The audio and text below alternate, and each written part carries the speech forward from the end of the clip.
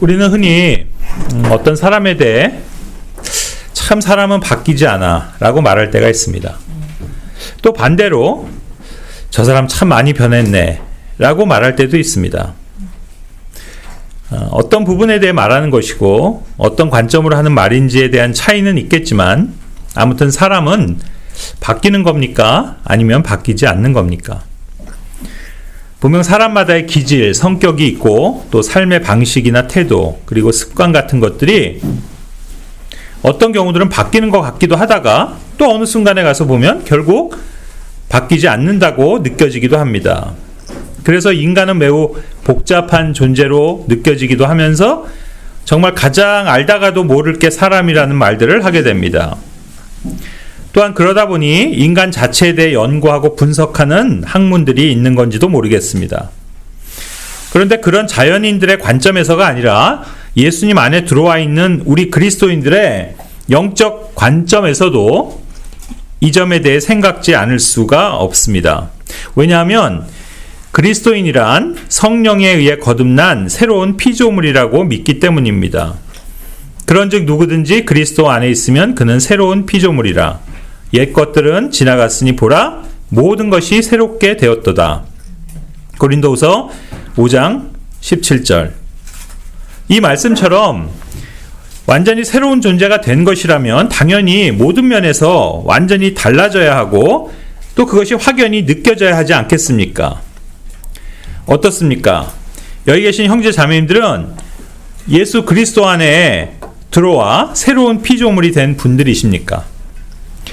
그렇다면 예수님을 만나 믿고 구원받기 전 과거의 여러분 자신과 비교해 볼 때 그 이후에 여러분은 바뀌었습니까? 확연히 바뀐 게 무엇이라고 말해 주실 수 있으시겠습니까? 그리고 혹 바뀌지 않고 여전하다고 여겨지는 면이 있다면 그것은 무엇입니까? 저는 제 자신을 포함해 그동안 많은 그리스도인들의 모습을 봐왔습니다. 그런데 지금 말하는 그 궁금증들, 즉 사람은 진정 바뀌는 건가 아니면 죽을 때까지 바뀌지 않는 건가 하는 생각들이 여전히 들 때가 있습니다. 분명 어떤 면에선 바뀌는 게 맞는데 또 어떤 결정적인 순간에 가서는 바뀌지 않고 있는 제 자신이나 또 다른 사람의 모습을 마주하기 때문입니다. 구원받은 사람이라면 분명히 그 이전과는 달라져야 한다고 믿기에 그 증거들을 이처럼 여러 변화에서 찾으려는 경향이 그리 틀려 보이지는 않습니다. 그럼에도 불구하고 어느 순간에 가면 헷갈리고 혼란스러운 상황들에 직면하게 돼 당혹스러울 때가 있습니다. 그 이유는 구원받은 사람에게서 나타나는 어떤 긍정적인 변화로 여겨졌던 점이 구원받지 않은 사람에게서도 발견되기 때문입니다. 또한 구원받은 사람에게서라면 결코 나타날 수 없다고 생각하는 그 구원받지 못한 자연인의 행동이나 성품이 구원받았다고 하는 형제에게서 발견되기 때문입니다. 예를 들어 평생을 교회라는 곳에 가본 적이 없거나 오히려 교회 다니는 사람들을 손가락질하면서 교회 다니는 걸 혐오스럽게 생각했던 어떤 사람이 언제부턴가 매주일 교회를 빠지지 않고 출석하면서 예배에 참여하고 신앙생활을 하는 걸 봅니다.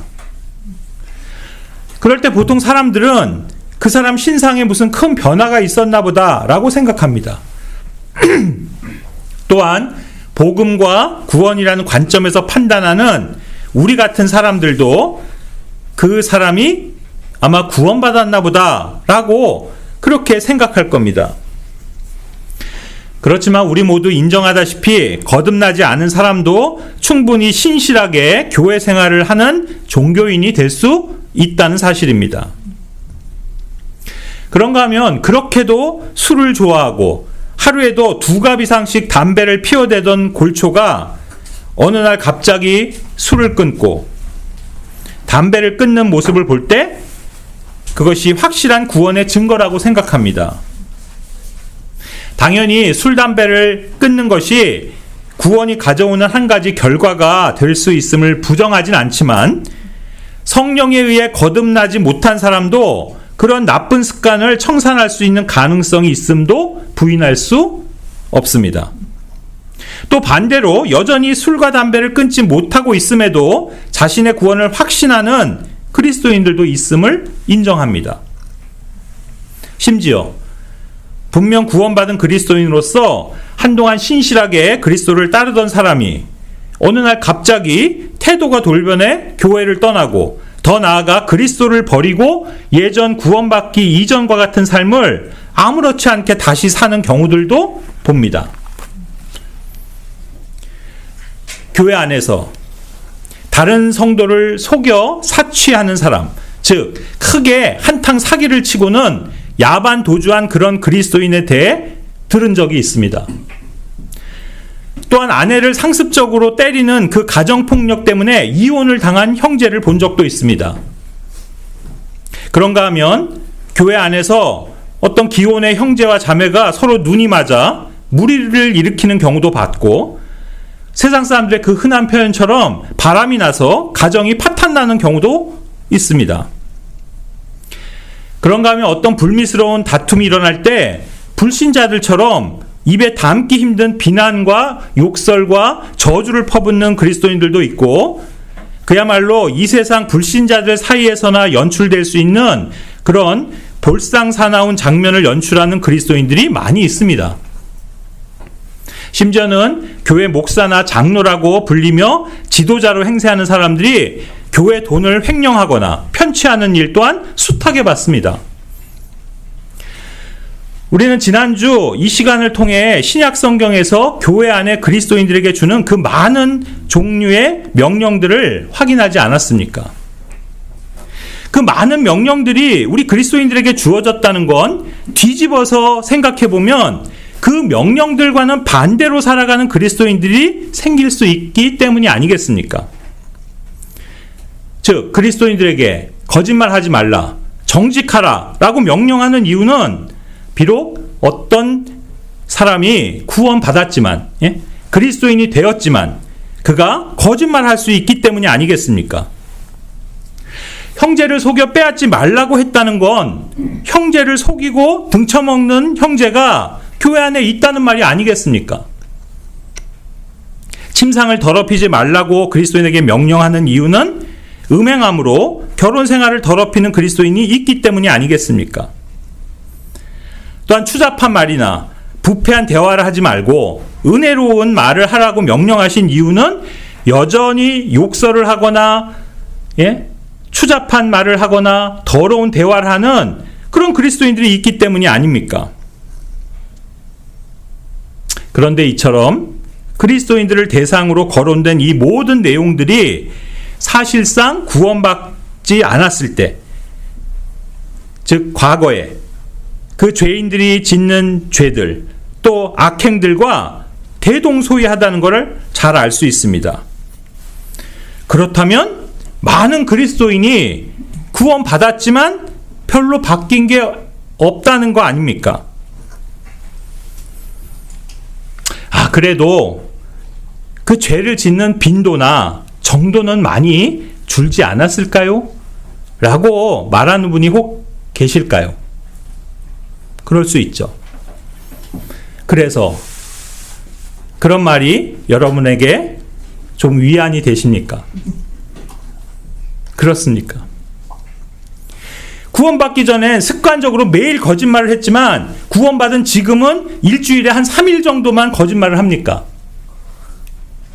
예전엔 술만 먹으면 고래고래 고함을 지르고 아내와 자식들을 구타하고 가재도구를 다 때려 부셨지만 지금은 술을 먹어도 그냥 조용히 얌전히 잠을 잡니까? 하루에 2갑씩 피던 담배였지만 이젠 정말이지 크게 스트레스를 받거나 화날 때만 그냥 한 대 정도 핍니까? 전에는 입만 열면 문장의 3분의 1이 욕이었는데 이젠 그렇진 않고요. 그냥 운전할 때만 가끔 입에서 욕이 나옵니까? 옛날엔 회사에서 가라 영수증 제출해서 쏠쏠하게 용돈 좀 챙겼었지만 지금은 그런 짓은 아예 안 하고요. 하지만 어차피 하루 정해져 있는 식대가 9,000원이니까 7,000원짜리 먹은 날도 그냥 9,000원 청구하긴 하는데 뭐 그건 괜찮지 않겠습니까? 왜냐면 어차피 제 권리를 찾아먹는 건데요. 라고 하시겠습니까? 이렇듯 이제 구원받은 이후엔 죄를 짓긴 하지만 그래도 많이는 짓지 않고 또 아주 심각한 죄는 범하지 않으니 많이 변한 게 맞습니까? 그래서 구원받은 후 나는 참 많이 바뀌었고 그것이 구원받은 증거가 맞습니까? 그리고 더 나아가 그런 모습들에 동참하는 교회 안에 있는 사람이니까 역시 구원받은 형제가 분명한 겁니까? 우린 도대체 뭘 보고 어떤 사람이 구원받은 그리스도인이요 형제라는 걸 알 수 있는 겁니까? 같이 예배드리고 교회 생활을 함께하는 사람이라서 그래서 형제입니까? 그런데 생각해 봅시다. 교회 오고 모임 가운데 앉아있는 사람이라면 형제가 아니면 뭐라고 부르겠습니까? 유경천 씨라고 하겠습니까? 유경천 님이라고 부르시겠습니까? 아니면 사회적 지위를 따라 유사장님이라고 부르겠습니까? 물론 처음 출석한 사람한테는 그런 식으로 부릅니다. 하지만 그가 만일 계속해서 매주 교회에 참석을 하면서 점차 서로 어색함이 없어지면 어느 순간부터 자동적으로 형제님, 또 자매님이라고 부르는 걸 봅니다. 왜냐하면 교회 안에서 우리 모두가 서로를 부르는 기본적인 명칭이 형제고 자매이기 때문입니다. 그렇기 때문에 오히려 시간이 흘러 교회 회원으로 친근해졌는데도 여전히 다른 식으로 부른다면 그게 더 어색하고 불편할 겁니다. 그래서 시간이 흘러 교회 안에 있는 사람이라면 자동적으로 누구나 형제요, 자매로 불립니다.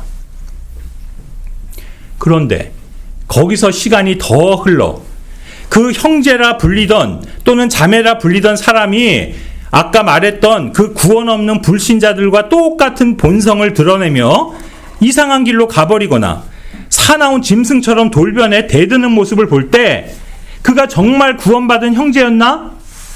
아니면 그 본성이 전혀 바뀌지 않은 건가? 몹시 당혹스럽게 됩니다. 만약 처음부터 구원받지 못한 거라면 그는 형제가 아니었던 거고, 구원은 받았다면 형제는 맞지만 영적으로 많이 바뀌지 못해 미성숙함을 드러낸 거라고 생각할 겁니다. 하지만 제 경험으로 볼 때 애초부터 구원이 없는 사람이라면 그 정체가 그리 오랫동안 숨겨지기는 어렵다고 생각됩니다. 왜냐하면 어둠은 빛과 함께 거할 수 없고 빛 가운데 있는 걸 좋아하지 않기 때문입니다. 악을 행하는 자마다 빛을 미워하고 또 빛으로 나오지 아니하기 때문이라. 요한복음 3장 20절. 빛이 어둠과 무슨 친교, 사귐을 갖겠느냐. 고린도후서 6장 14절. 그래서 문제는 구원은 받았음에도 어떤 결정적인 순간에 죄의 본성이나 옛사람의 모습이 나타나는 그 경우입니다. 그러므로 우리는 새로운 피조물에 해당하는 새 사람과 옛 사람의 성품에 대해 하나님의 말씀을 배워야 할 필요가 있습니다. 그 이유는 구원받은 이후에 우리 자신의 모습에서 옛 사람이 드러날 때 우리는 실족할 가능성이 크기 때문입니다.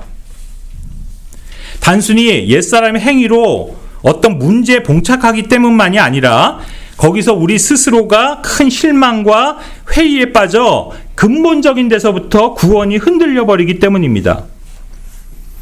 또는 구원은 있다고 여기면서도 계속 같은 죄를 반복해서 짓거나 앞서 말한 대로 어떤 결정적인 순간에 가서는 어김없이 옛사람이 등장하고 마는 자신의 모습을 목격하면서 신앙의 어떤 높은 경지에 이르기는커녕 늘 제자리인 것 같고 그리 크게 바뀌지 않는 것 같이 느낄 때 큰 낙심과 회의감에 빠져들기 때문입니다. 제가 지지난주 여기 모임 끝나고 오후에 저 뒷자리에서 잠깐 권대혁 형제님과 개인 교제를 하던 중에 제가 과거에 어떤 한 형제의 사례를 얘기해 드린 적이 있었습니다. 과거 그분은 굉장히 머리가 좋고 학교 다닐 때 공부를 워낙 잘해갔고요. 대학교 4년 내내 전 과목 올 A도 아니고 올 A 플러스로 졸업을 하신 분입니다. 아마 그 학교에 전무후무한 기록일 겁니다. 그 정도로 똑똑했던 형제님입니다. 그래서 이제 실제로 졸업 후에 외국계 좋은 회사에 입사했고 승승장구하는 듯 했습니다. 그런데 어떤 한 사건을 겪으면서 그분은 크게 실족하고 말았습니다. 그것은 죄와 연루되는 사건이었는데 아무튼 그 일로 그 형제님은 큰 정죄의식 속에 사로잡혔고 그것이 영적인 데미지를 입혔을 뿐 아니라 더 나아가 그분의 마음과 정신에까지 타격을 준 나머지 조울증에서 발전해 조현병까지 앓게 되었고 그것을 억누르는 약을 복용함으로 정상적인 사회생활을 할 수 없게 돼서 오랜 시간을 폐인처럼 보내게 되었던 겁니다. 만일 그분이 정말 하나님의 말씀을 신뢰했다면, 그래서 요한일서 1장 9절의 말씀대로 자신의 죄를 자백함으로 다시금 주님의 보혈 아래로 나아갔었다면 어떠한 죄라도 용서하시는 주님으로부터 치유와 회복의 은혜를 받아 누렸을 거라고 생각합니다. 우리 주님은 우리가 죄를 시인할 때 그 죄가 어떤 종류의 죄든 또 얼마나 많든 다 용서하시고 이 구절에 기록해 돼 있는 것처럼 모든 불의로부터, 어떤 불의라고요? 모든 불의로부터 우리를 깨끗하게 해주신다고 하십니다. 하지만 안타깝게도 그 형제님은 그렇게 하지 못했고 그 단 한 번의 과오를 완전한 인생의 실패로 받아들였기 때문에 그 죄책감은 영의 손상을 입혔고 그 상처 입은 영은 마침내 그분의 몸과 정신마저도 망가뜨리고 만 것입니다. 잠언 18장 14절 말씀처럼 사람의 영이 그의 병약함을 지탱하려니와 상처 입은 영은 누가 감당하리요? 여러분, 몸이 아픈 건 괜찮습니다. 마음이 좀 다친 거 괜찮습니다. 영이 튼튼하다면 그것을 극복할 수 있습니다. 그런데 영이 상처를 입으면 어떻게 되겠습니까? 몸도, 마음도, 정신도 그 영이 지탱할 수 없게 되는 것입니다.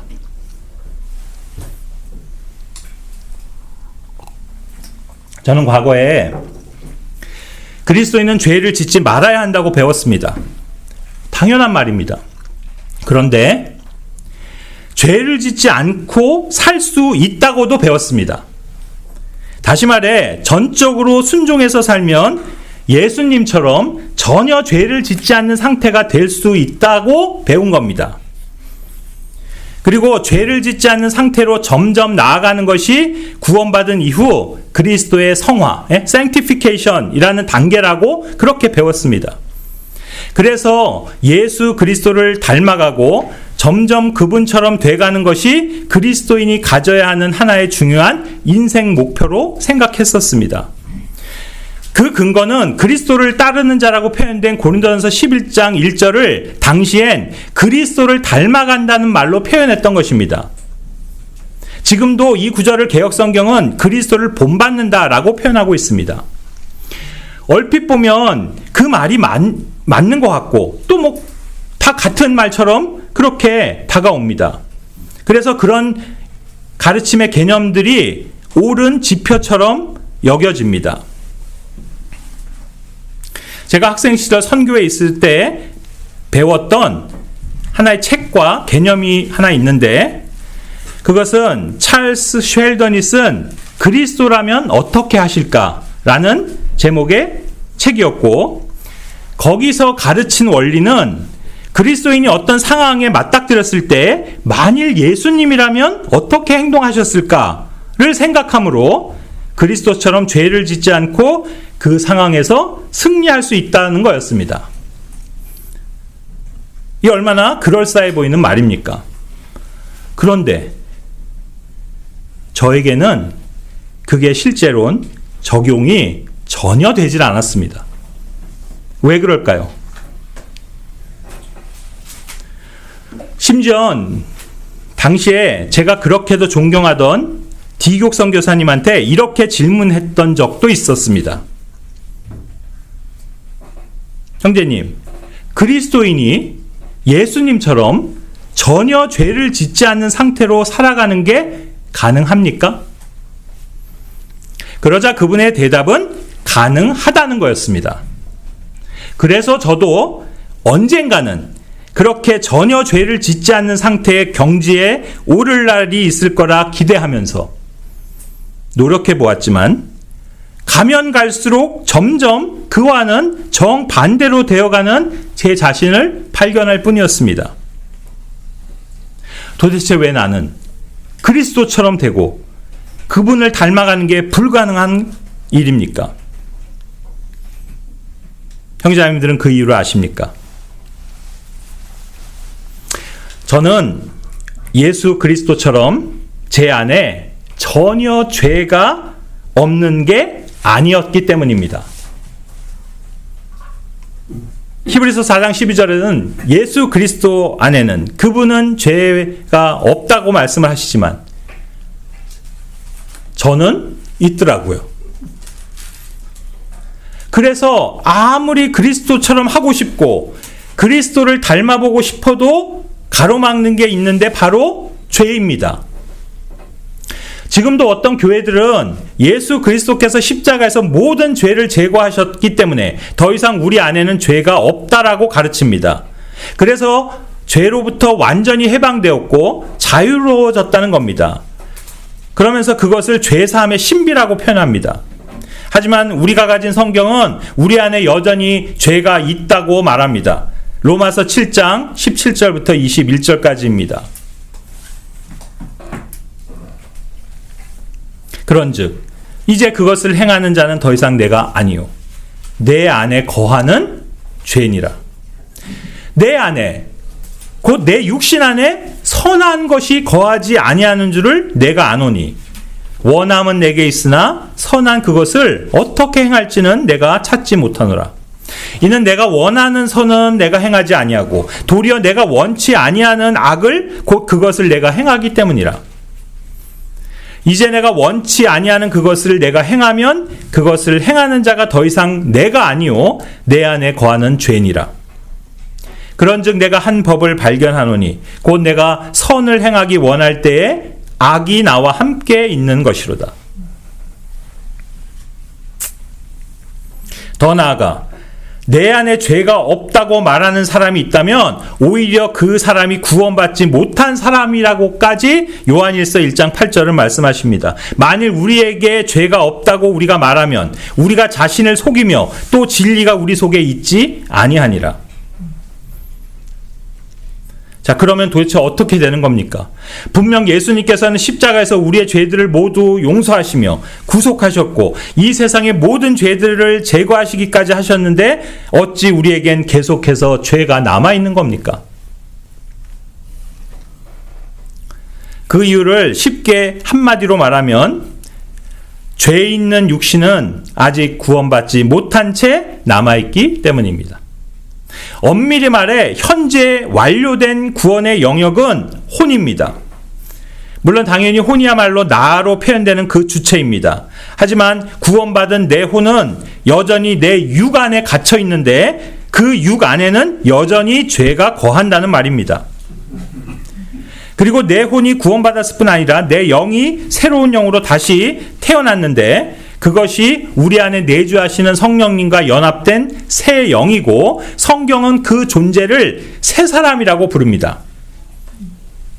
고린도서 6장 17절에 우리가 주님의 영과 함께 결합을 해서 한 영이 되었는데 그것은 새 사람이라고 에베소서 4장 24절과 골로새서 3장 17절이 표현하고 있고 지금 우리가 보고 있는 로마서 7장은 이 새 사람을 또한 속사람이라고도 부릅니다. The inward man. 그러므로 이제 이렇게 말할 수 있는데 구원받은 사람 안에는 두 사람, 두 인격체가 있는 것인데 바로 새로운 영에 의한 새 사람과 여전히 육 안의 죄들에 의해 지배받는 옛사람입니다. 그러니까 옛사람인 육신이 원하는 것이나 행하는 것은 이 세상에 구원받지 못한 자연인들이 가진 그 육신과 여전히 같은 것이기에 똑같은 양상의 결과가 나타나는 겁니다. 그래서 단순히 그 육신의 행위들, 즉 죄의 많고 적음이나 그 정도나 종류들을 가지고 그 사람이 구원받았는지 안 받았는지를 판단하는 건 부정확하다 할 수 있습니다. 그보다 더 중요한 건 과연 그 사람 안에 새로운 사람이 존재하느냐. 그래서 그 새 사람이 원하는 바가 나타나며 그 새 사람이 행동하느냐 하는 점입니다. 즉, 새 사람이 드러나는 것이야말로 가장 확실한 구원의 증거입니다. 죄를 지을 수 있는 옛사람 육신을 그리스도인들 역시 여전히 갖고 있기 때문에 단순히 드러나는 그 육신의 증상들을 가지고 그가 구원이 있느니 없느니 하는 건 의미가 없다는 뜻입니다. 그보단 그 사람에게서 새로운 사람의 양상들, 즉 성령의 법을 따르는 새 사람의 모습이 보이느냐, 그것이 관건입니다. 로마서 7장을 통해 그것들이 무엇인지를 잠깐 살펴봅시다. 첫 번째로 우리의 속사람, 그 새 사람은 선한 것을 행하려고 합니다. 19절에 이는 내가 원하는 선은 내가 행하지 아니하고,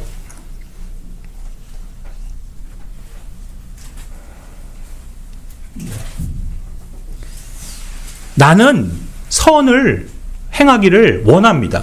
지금 여기서 보시는 것처럼. 즉 구원받은 사람은 선한 것을 하고자 하는 마음과 의지가 생긴다는 겁니다. 그러니까 바꿔 말하면 선한 것을 하려는 것 자체가 구원의 증거입니다. 구원이 없는 자연인에겐 선한 것을 하려는 마음이 없습니다. 물론 세상의 윤리와 도덕적 기준에서는 불신자들에게도 선행이라는 개념이 있지만 오직 선하신 분, 그 한 분 하나님을 찾고 하나님께 나아가려 하지 않기에 그들에겐 선한 것에 대한 욕구가 없는 겁니다. 그래서 다시 말해 사람이 단순히 어떤 죄악들을 얼마나 행하고 얼마나 하지 않느냐는 그 부정적 열매들이 구원의 확실한 증거가 아니라 선하신 하나님, 선한 말씀, 선한 행위들에 대한 마음과 의지가 생기느냐가 더 확실한 구원의 증거입니다. 즉 이런 뜻입니다. 이제 하나님 말씀인 성경이 눈에 들어오기 시작합니다. 그것을 알고 싶고 배우고 싶은 마음이 커집니다. 그래서 예전엔 가까이 하지 않던 성경을 읽고 공부하고 또 듣기를 좋아합니다. 그리고 무엇보다 성경 말씀을 읽고 듣고 배울 때 과거에는 도통 뭔 말인지도 모르겠고 그저 따분하게만 느껴졌는데 이제는 그 말들이 이해가기 시작하고 또 말씀으로 말미암는 어떤 기쁨과 즐거움이 생겨납니다. 이것이 바로 구원의 증거입니다. 그런가 하면 이제는 믿는 교회와 함께하는 것이 좋고 기쁩니다. 예배와 찬양과 기도에 드리면 드릴수록 감동이 있고 점점 더 하고 싶습니다. 또한 아직 구원받지 못한 사람에게 예수 그리스도를 증거하고 싶은 욕구가 일어나고 또 어디서 그런 용기가 나는지 복음을 전하기 시작하면 담대하게 말을 할 수 있게 됩니다. 그리고 그 순간 어떤 능력이 나와 함께하고 있다는 걸 느낍니다. 그리고 무엇보다 한 죄인이 복음을 듣고 회심해 예수님을 믿는 장면을 목격할 때 이루 말할 수 없는 감격과 기쁨을 느낍니다. 바로 이런 것들이 선한 것을 하려는 것의 진정한 의미이며 그래서 이런 것들이 구원받은 증거입니다. 그런데 문제는 이런 선을 행하려고 하지만 오히려 내가 바라지 않는 악을 행한다는 것입니다. 두 번째로 바로 그 악을 사실은 원치 않습니다. 그리고 미워합니다. 19절에서 도리어 내가 원치 아니하는 악을 행한다. 15절 같은 장 15절에서도 그것을 내가 미워하는 것이라고 표현합니다. 이는 내가 원하는 것, 즉 그것은 내가 행하지 아니하고 내가 미워하는 것, 그것을 내가 행하기 때문이라. 그래서 구원받은 증거의 두 번째는 죄와 악을 행하고 싶어하지 않는 마음입니다. 더 나아가 그것들을 미워하고 증오하는 마음이 생기는 겁니다. 이 역시 구원이 없는 자연인들에겐 생길 수 없는 그런 마음입니다. 왜냐하면 그 죄의 법에 저항할 수 있는 힘이 그들 속에 없기 때문입니다. 즉 죄의 법을 거슬려 작용할 수 있는 새로운 법이 그 사람 속에 없습니다. 로마서 7장 25절에서처럼 하나님의 법을 섬기려는 그 생각 자체를 불신자들은 가질 수가 없는 겁니다. 오직 그것은 그리스도 예수 안에 있는 생명의 성령의 법에 의해서만 가능하기 때문입니다. 어떻습니까? 이제 여기 계신 여러분은 죄를 짓는 것이 싫습니까? 악한 일들에 참여하는 것을 미워하십니까? 그렇다면 여러분은 구원받은 것입니다. 그럼에도 불구하고 죄를 짓지 아니려 하고 선한 것을 하려는 그 마음이 있는데도 도리어 죄악을 행하는 내 육신을 발견하게 되는 겁니다. 그래서 세 번째로 내 안에 선과 악이 동시에 존재하기 때문에 나는 괴롭습니다. 21절은 내가 선을 행하려 할 때마다 악이 나와 함께 하고 있음을 말씀합니다. 그래서 그 위대한 우리의 사도 바울조차 자신을 비참한 사람이라고 비탄해하고 있습니다. 같은 장 24절에서 내 지체들 안에서 다른 법이 내 생각의 법과 싸워 내 지체들 안에 있는 죄의 법에게로 나를 사로잡아가는 것을 내가 보는도다. 오, 나는 비참한 사람이로다. 이 사망의 몸에서 누가 나를 건져내랴.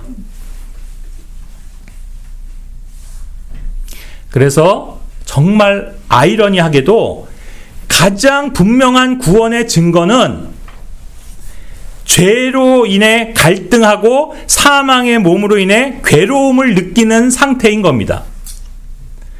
매일 매순간 선과 악 사이에서 그리고 하나님의 법과 죄의 법 사이에서 고민함으로 괴롭고 슬프고 비참하기까지 한 심정을 느낀다면 그는 구원받은 게 확실합니다. 이처럼 구원의 확신은 어쩌면 아무 갈등 없는 평안의 상태가 아니라 늘 죄 문제 때문에 마음이 무겁고 괴롭고 고통받는 상태라 할 수 있을지도 모릅니다. 혹 여러분 가운데 과거의 습관처럼 행하던 죄들을 아직도 지속하고 있음에도 별 괴로움이나 슬픔을 느끼지 못한다면 저는 확실하게 말할 수 있는데 여러분은 구원받지 못한 겁니다. 그러므로 지금 여러분이 죄를 짓고 있기 때문에 여러분이 구원받지 못한 게 아니라 여러분이 죄를 짓고도 아무 슬픔과 비통함이 없기 때문에 구원받지 못한 겁니다. 그런 면에서 보자면 구원의 확신이라는 것은 남들이 먼저 알 수 있는 거라기보단 자기 스스로가 아는 영역입니다. 고린도서 13장 5절에 예수 그리스도께서 너희 안에 계시는 줄을 너희가 스스로 알지 못하느냐. 그렇지 않으면 너희는 버림받은 자니라. 형제자매님들이 자기 스스로가 내가 구원받았다는 것을 알지 못한다면 구원 못 받은 겁니다. 이것이 사도 바울이 로마서 7장을 통해서 말하는 바입니다.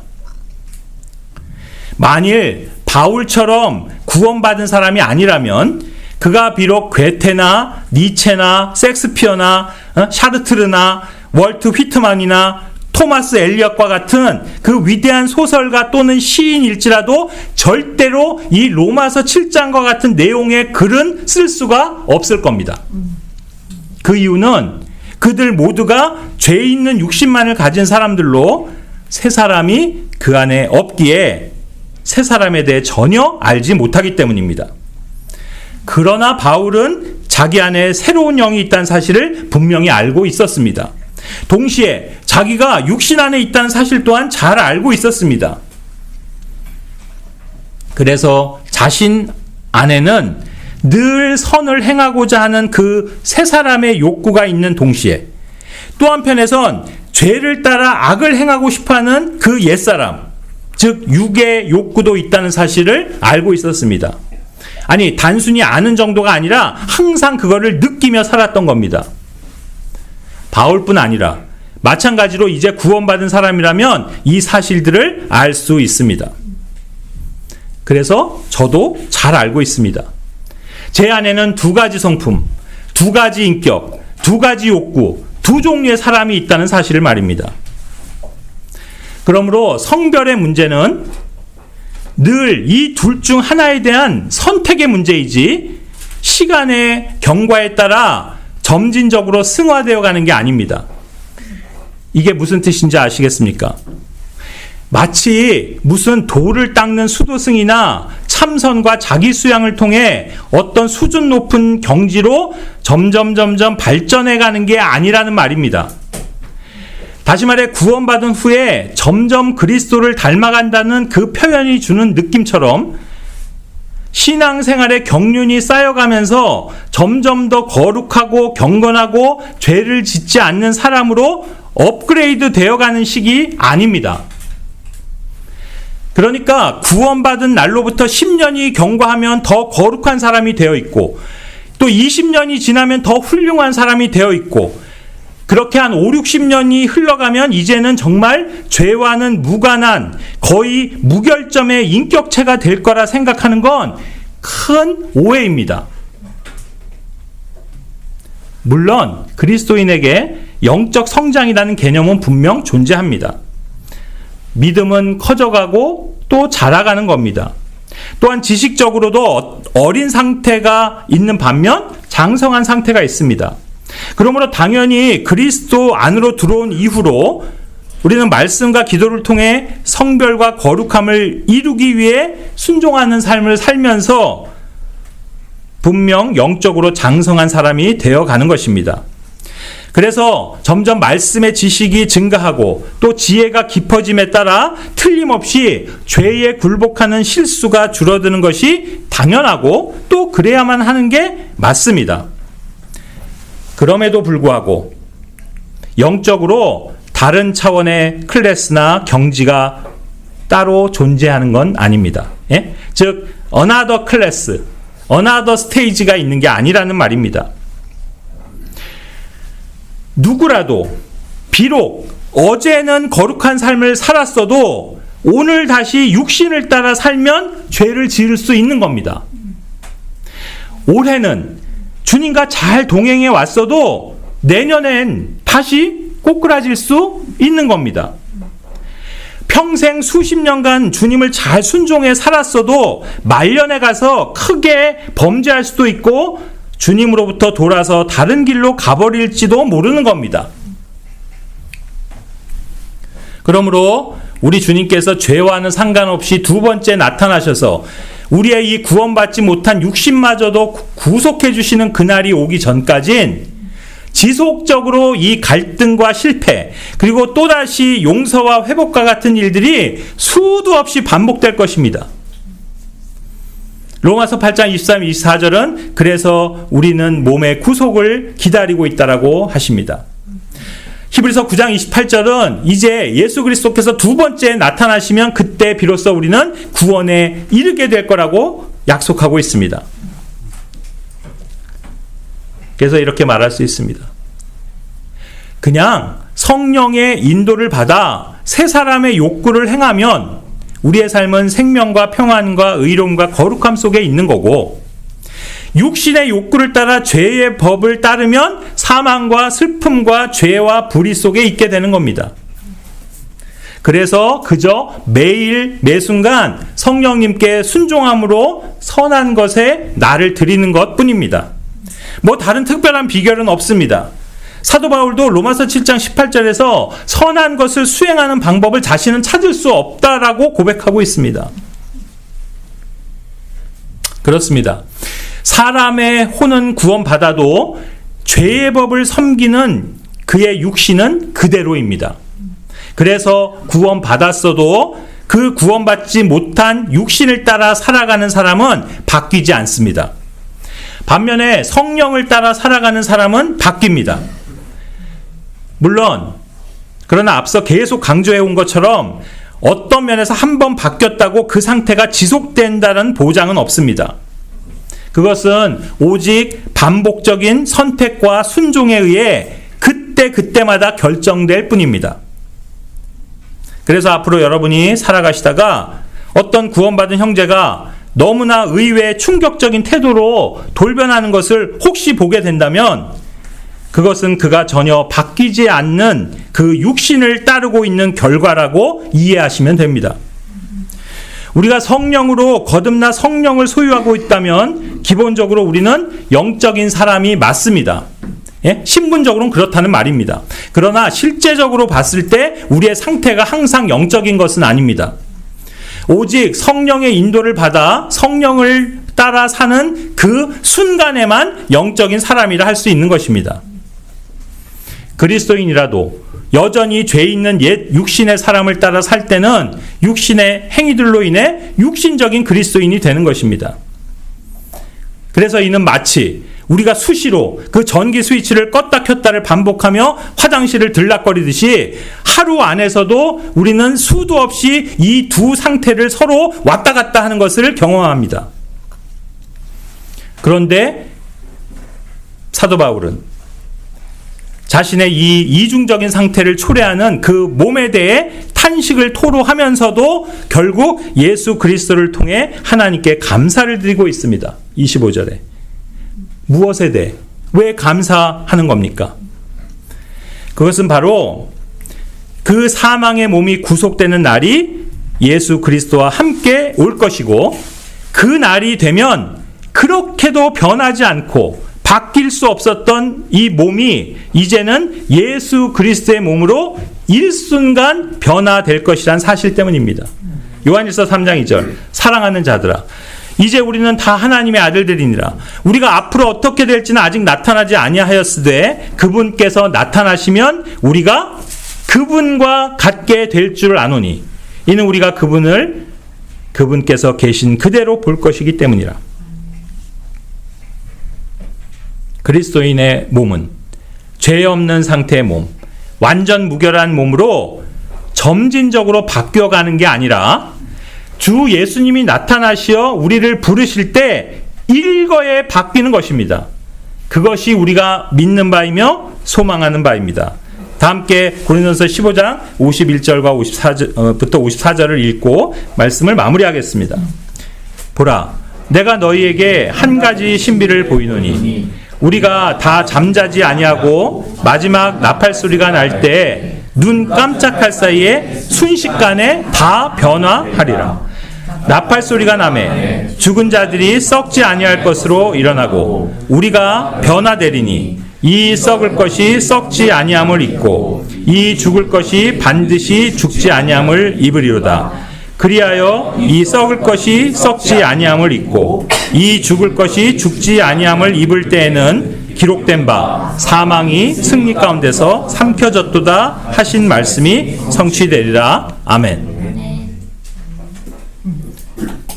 오늘도 우리 모두는 이 몸 안에서 이 인생 안에서 계속 갈등하고 힘들어하지만 바로 그것이 우리가 이날 부활과 휴거를 통해서 우리의 몸이 완전하게 변화되는 그날을 간절히 기다리는 이유입니다.